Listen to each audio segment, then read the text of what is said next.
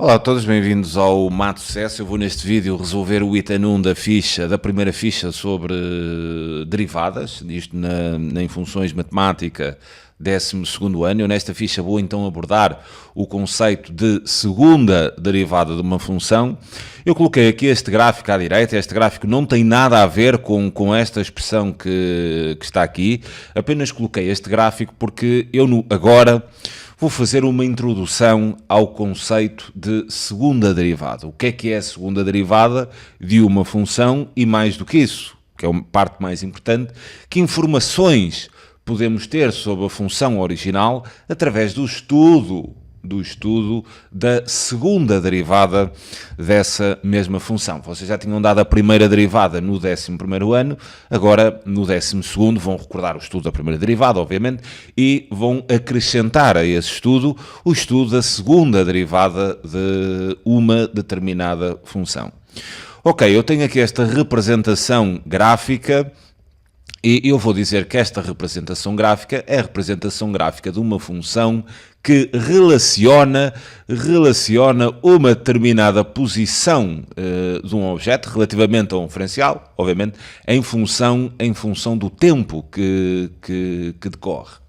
Reparem que uma função é exatamente um padrão matemático, ou seja, é uma relação matemática entre duas variáveis.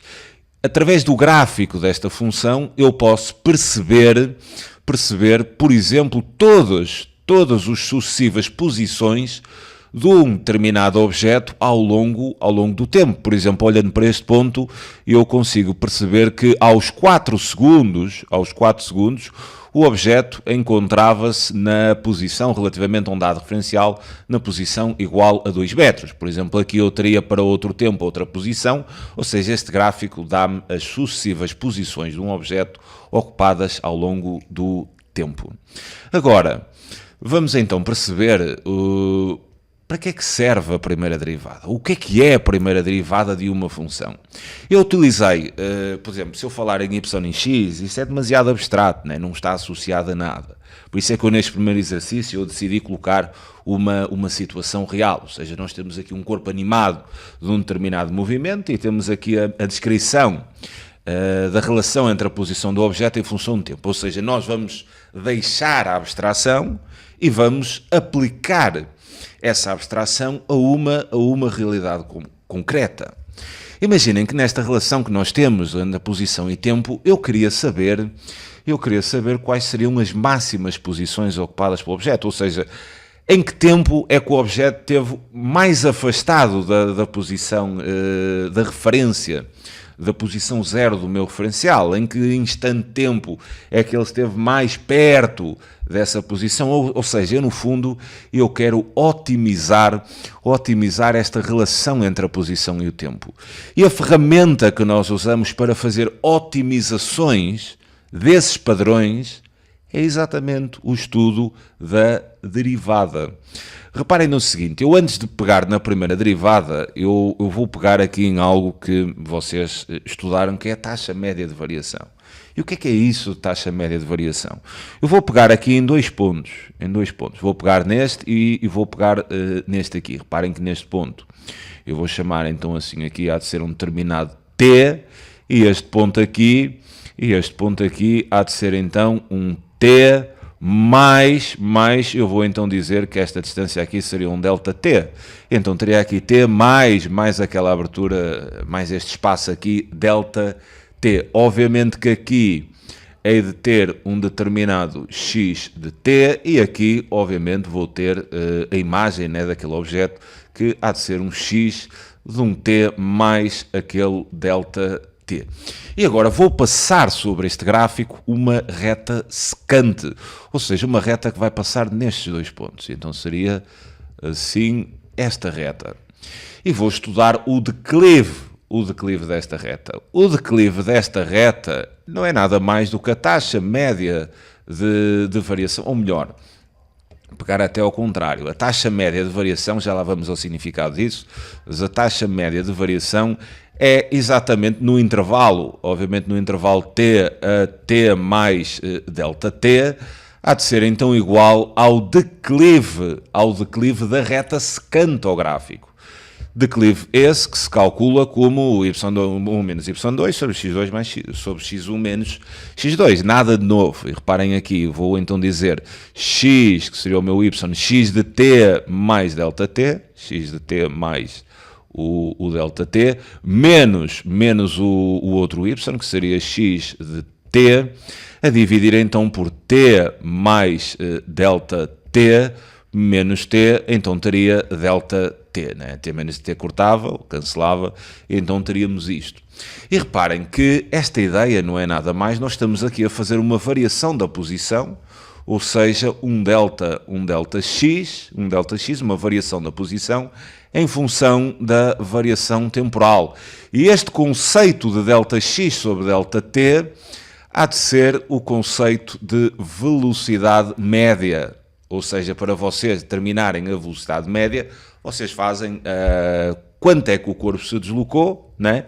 E quanto tempo ele demorou a se deslocar. Esse é o conceito de velocidade, por isso é que a velocidade vem em metros por segundo, porque é uma variação da posição em termos de variação temporal. Ou seja, isto é a velocidade média. Daria uma velocidade média entre este instante t e aquele instante t mais delta t. Mas agora imaginem que eu não queria a velocidade média. Por exemplo, eu fui de Viana até ao Porto, né? E então calculo a velocidade média. Fazia o deslocamento daqui de Viana até ao Porto e dividia pelo tempo que demorei e então obteria dessa maneira a velocidade média da minha viagem. Mas imaginem que eu calculava a velocidade média e a velocidade média dava 80 km por hora. Isso implica que em todos os pontos do meu trajeto eu andei a 80 km por hora? Posso ter andado, né? Posso ter andado, mas não tem essa implicação. Eu podia ter variado de velocidade à medida que me ia movimentando de um ponto até ao outro. Ou seja, a velocidade média, ela não trata o que se passa a cada instante. Ela faz um balanço médio, que é diferente da velocidade que eu tinha, por exemplo, se eu for de Viana até ao Porto, qual é a velocidade que eu tenho em Braga, por exemplo, que eu tinha quando passava exatamente em Braga. Então esse é um conceito diferente, E como é que eu posso então determinar a velocidade num instante?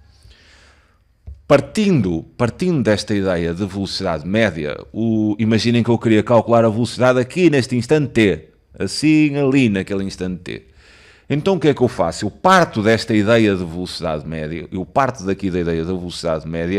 e vou reduzindo este intervalo Δt até que ele fique muito próximo daquele ponto. Então imaginem que eu agora pensava, em vez neste ponto, o mais próximo aqui de t, ou seja, aqui assim. Teria aqui, então tinha reduzido este Δt um bocadinho. A velocidade média nestes dois pontos seria então o declive desta reta secante. E agora reduzia ainda mais o t, por exemplo assim até aqui, reduzia ainda mais o t. E então a velocidade média seria o declive daquela secante. Deixa-me desenhar aqui um pouco melhor para depois percebermos. Seria assim o declive desta secante. Agora, para eu obter a velocidade naquele ponto, eu vou tornar este Δt tão pequenino, mas tão pequenino, ou seja, eu vou tornar este Δt infinitesimal. Eu vou tornar este Δt quase zero. Quase. Então, se eu tornasse este Δt quase zero, quer dizer que o segundo ponto estava praticamente em cima do primeiro. E então aí a reta secante entre estes dois pontos, como eles estavam praticamente colados, a reta secante seria uma reta tangente ao gráfico. E é o declive desta reta tangente que me vai dar a velocidade naquele instante. Mas isto é engraçado porque a velocidade num instante ela não existe. Não há velocidade num instante. Porque se eu estou num instante, não houve tempo para eu percorrer espaço. E se não houve tempo para percorrer espaço, como é que eu posso falar de velocidade se eu não percorri um espaço? Eu estou a falar num ponto. Isso não existe. O que existe é um intervalo tão pequenino à volta desse ponto, que nós podemos dizer que a velocidade nesse intervalo infinitesimal é a velocidade naquele instante. Ou seja, e isto, amigos, é o conceito de derivada num ponto. Ou seja, a derivada desta função x de t, ela vai ser igual a esta taxa média de variação, mas com este ΔT a tornar-se tão pequenino, a tornar-se quase zero. Ou seja, a derivada de x em função de t há de ser o limite quando aquele intervalo de tempo, este espaço ΔT, tende para zero. E reparem que nós teríamos aqui x, aplicando então a taxa média de variação, a tal médiazinha, à volta de um instante, num intervalo muito pequeno, quase nulo. Quase nulo é diferente de ser nulo. Por isso é que eu digo, num instante ela não existe. Não existe porque nós falamos sempre no intervalo, só que é um intervalo tão pequeno, que nós aproximamos à velocidade naquele instante.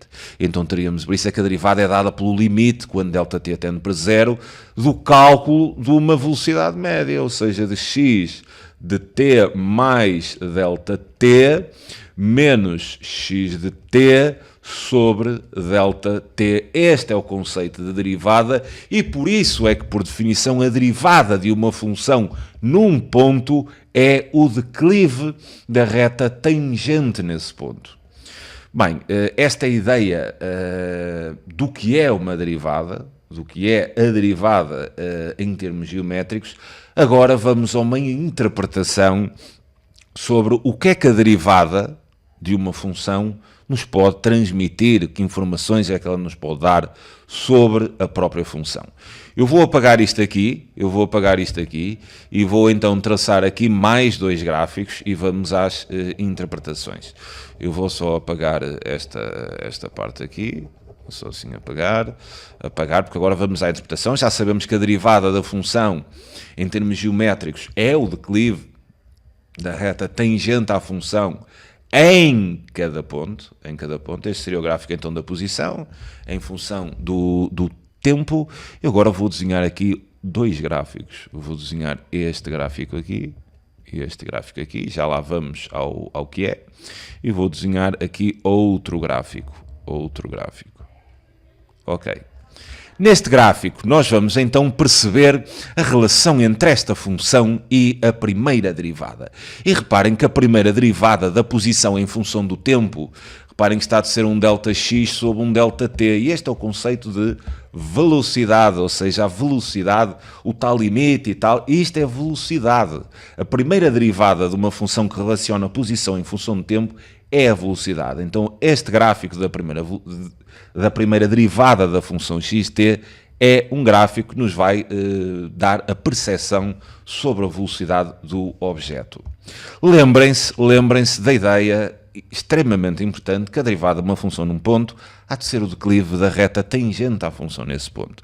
Então reparem, eu por exemplo, se pegasse neste ponto aqui e neste ponto eu tenho o máximo da posição, a posição vai aumentando e chegando àquele ponto começa a diminuir, então eu tenho ali um máximo relativo e tenho aqui um mínimo relativo, porque aqui a posição vai a diminuir e a partir daquele ponto começa a aumentar, então eu vou ter ali um mínimo relativo. Se eu neste máximo traçar uma reta tangente à função, seria algo assim deste tipo. Qual é o declive desta reta tangente? Se é horizontal, o declive é igual a zero. Então, eu já sei que no gráfico da velocidade, para aquele mesmo tempo, eu sei que a velocidade vai ter necessariamente que ser igual a zero, porque a velocidade é a derivada da posição. E como a derivada é o declive da reta tangente, ali naquele máximo a reta tangente é horizontal, então isso implica que a velocidade seja zero. Reparem que vocês aqui iam neste sentido, não é? Iam andar do sentido positivo, a partir daquele momento andam no sentido negativo, ou seja, houve uma inversão de movimento, e se vocês vão andar num sentido para depois fazerem inversão de marcha e voltarem para o outro, têm que parar o carro, não é? Não vão num sentido e de repente aquilo desaparece e aparece no outro. O carro tem que parar, né? Então para haver aquela inversão de marcha, a velocidade é zero e isto vai tudo certinho com um gráfico.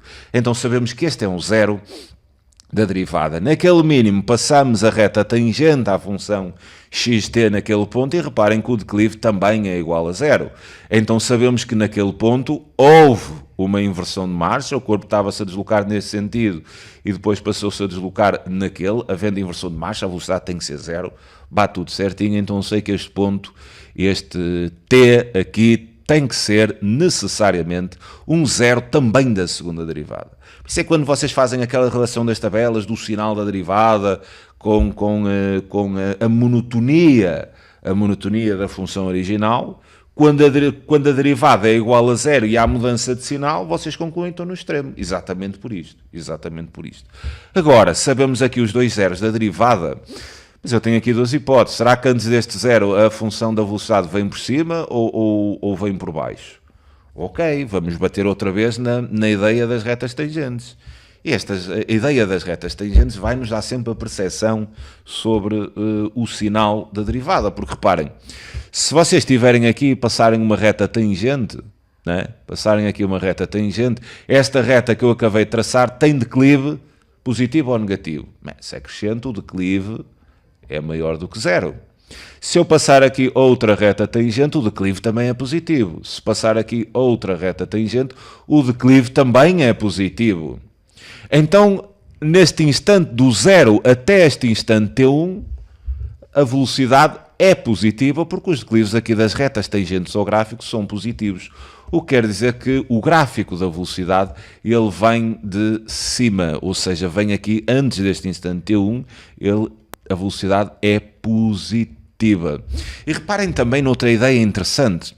Se olharem para a evolução destes declives, o declive destas sucessivas retas tangentes está a aumentar ou está a diminuir? Está a diminuir, não é? Estas retas tangentes estão a ficar, à medida que o tempo aumenta, o declive destas retas está a diminuir, o que implica que a velocidade seja positiva, mas a velocidade esteja a diminuir porque os declives das retas tangentes a este gráfico estão a ficar cada vez com menos inclinação. Agora reparem, deste ponto para a frente, do zero para a frente, vamos traçar ali mais declives de retas tangentes, para ter a percepção sobre o gráfico da primeira derivada, que é a velocidade. Se vocês traçassem ali é negativo, não é? Se traçassem aqui também é negativo, se traçassem aqui também é negativo, aqui também é negativo. Ou seja, até este segundo zero, o gráfico da velocidade tem que ser negativo porque os declives das retas tangentes são negativos. Então, ok, deixa-me desenhar aqui um bocado melhor esta linha, porque depois não vos tenho que falar aqui de algo ainda mais interessante. Nós sabemos que aqui é negativo, sabemos que ali naquele zero também é negativo, já vamos aqui no meio, que há alguma coisa interessante. E agora reparem, deste zero aqui da derivada para a frente, qual vai ser o sinal da derivada? Então vamos ali ao gráfico e fazemos a mesma interpretação.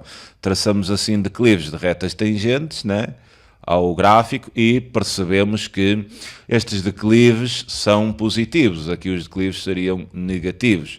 Se os declives são positivos, então a derivada desta função de t2 para a frente, ela tem necessariamente que ser positiva. E reparem que os declives que aqui são positivos, mas com pouca inclinação, à medida que o tempo aumenta, as retas tangentes vão ficando cada vez mais inclinadas. Então o declive das retas tangentes está a aumentar. Se o declive das retas tangentes está a aumentar, quer dizer que a velocidade tem que estar a crescer, né? Então a partir deste zero, a velocidade aumentaria também. Agora vamos aqui a uma situação bem interessante, que é isto. Além dos máximos aqui da função, há um ponto aqui de extrema importância. Que há de ser mais ou menos assim a olho, há de ser este ponto aqui. Isto é um ponto que a gente chama de ponto de inflexão. E o que é um ponto de inflexão do gráfico? O ponto de inflexão é uma mudança de tendência do gráfico. O que é que eu quero dizer? Com uma mudança de tendência? Vamos ver um pouco os declives das retas tangentes antes deste ponto. E reparem que vocês aqui, estamos a ver o declive aqui da reta tangente, que assim a curva, ao fazer a curva, ele aqui era pequenino e depois vai aumentando, né? Aqui vai ficando cada vez mais a pique. Ou seja, aqui os declives estão a ficar, a reta tangente está a ficar mais inclinada, cada vez mais inclinada. Os declives estão em crescimento. negativamente, ok, mas estão a aumentar em módulo. Ou seja, as retas tangentes aqui cada vez ficam mais inclinadas. E a partir deste ponto, há uma mudança dessa tendência. Ou seja, a partir deste ponto, as retas tangentes estão a ficar cada vez menos inclinadas. Menos inclinadas. Isto é uma mudança de tendência. E o ponto de inflexão é isso mesmo, é uma mudança de tendência do gráfico. Aqui as retas tangentes estavam a ficar cada vez mais inclinadas e a partir deste momento elas começam a ficar cada vez menos inclinadas. Então vamos aqui a uma ideia também interessante. Reparem que se as retas tangentes nos dão a percepção sobre a velocidade, aqui antes deste ponto de inflexão, as retas tangentes estavam a aumentar de inclinação, né? Vão ficar cada vez mais inclinadas, mas negativamente, e a partir deste ponto, elas vão cada vez ficando menos inclinadas. Então este ponto de inflexão também tem que ser um extremo da primeira derivada. Porque reparem, se os declives das retas tangentes nos dão a velocidade, e eles aqui estavam a aumentar, e depois a partir deste ponto começam a diminuir. Então se a velocidade está a aumentar e começa a diminuir, este pontinho tem que ser um extremo. Então este ponto de inflexão, ele tem que coincidir aqui com um extremo da velocidade. E então agora eu posso traçar aqui melhor o gráfico da velocidade, porque eu sei que naquele ponto nós vamos ter um extremo da velocidade. E tem que ser mínimo, né? Vai ser mínimo porque aqui as retas tangentes tinham um declive negativo, o declive vai aumentando negativamente e depois o declive começa a diminuir em termos negativos, o que entra em fase de crescimento. Daí temos aqui um mínimo do gráfico da velocidade e agora temos então aqui o gráfico da velocidade completo. Seria mais ou menos isto. Com os zeros, com depois os sinais bem marcados e também com o extremo da velocidade, podemos tirar esse extremo através daquele ponto de inflexão que é uma mudança de tendência do gráfico da posição. Agora, vamos ao conceito de segunda derivada. E o conceito de segunda derivada, para pensarmos aqui no gráfico, nós podemos pensar que a segunda derivada não é nada mais do que a derivada da primeira derivada. Ou seja, a primeira derivada mede-me o crescimento da posição em função do tempo e a segunda derivada, ela vai medir o crescimento da velocidade em função do tempo. Este é que é o conceito de segunda derivada. A primeira derivada mede a variação da função original, a segunda derivada mede a variação da primeira derivada. Ou seja, x, duas linhas t, isto é a segunda derivada, vai ser dada então pelo limite quando ΔT tende para zero, mas este gráfico da velocidade. E este gráfico da velocidade é exatamente a primeira derivada da posição. Então aqui eu vou ter x' de t mais ΔT menos x' de t quando ΔT sobre ΔT, quando ΔT tende para zero. E o conceito de variação de velocidade em função do tempo, isto aqui é exatamente a velocidade, ou seja, nós vamos ter aqui uma variação de velocidade em função do tempo. Quem é que mede a variação da velocidade em função do tempo? A aceleração. Então a aceleração que mede o crescimento da velocidade, ela é a segunda derivada da posição. Para percebermos aqui o gráfico da aceleração, a ideia que aplicamos daqui para aqui, ou daqui para aqui, vamos fazer agora entre a aceleração e a velocidade. Então reparem, se eu pensar aqui numa reta tangente ao gráfico deste ponto, reparem que este ponto é o mínimo da velocidade. Se eu pensar aqui numa reta tangente, esta reta tangente ela tem declive zero. Então este ponto terá que ser necessariamente um zero da segunda derivada. porque é um extremo, é um mínimo da velocidade, é um mínimo da primeira derivada. E o mínimo da primeira derivada é necessariamente um zero da segunda, porque se passarem ali o declive de uma reta tangente, né, essa reta, se passarem ali, peço desculpa, uma reta tangente, ela tem declive nulo, e então como a segunda derivada é a derivada da primeira, então os declives das retas tangentes ao gráfico da primeira derivada dão-nos a percepção sobre a segunda derivada. Não terei aqui a aceleração em função do tempo. Agora, aqui o gráfico da aceleração só vai ter um zero, porque a velocidade só tem um extremo. Agora, eu tenho aqui duas hipóteses, ou é assim ou é assim, né? Então, em caso vou trabalhar também em termos de interpretação os declives das retas tangentes a este gráfico.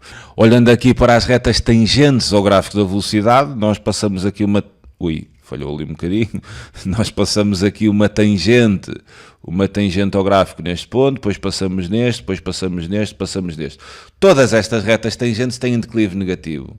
Mas olhem a evolução do declive. Aqui é mais negativo e depois o declive a reta começa a ficar, quer dizer, o declive começa a aumentar. Ele aqui é muito negativo no início e depois o declive começa a estabilizar até que seja zero ali. Então o gráfico da aceleração teria que ser algo deste tipo, negativo, mais negativo no início e depois a começar a aumentar até zero.